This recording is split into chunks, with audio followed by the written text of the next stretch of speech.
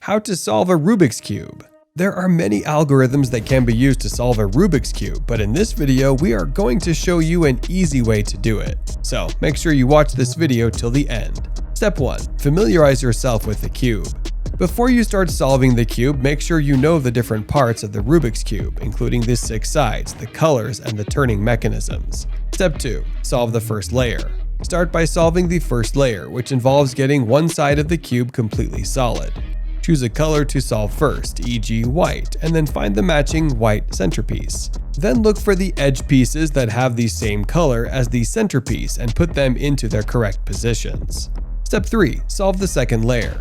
Keep white on top and look for the edge pieces, e.g. green and red, that belong in the second layer, and position them in their correct spots. Step 4. Solve the third layer. Turn the cube upside down with the white at the bottom. Make a yellow cross at the top. This involves getting all of the last layer pieces facing in the right direction. Step 5. Orient the last layer.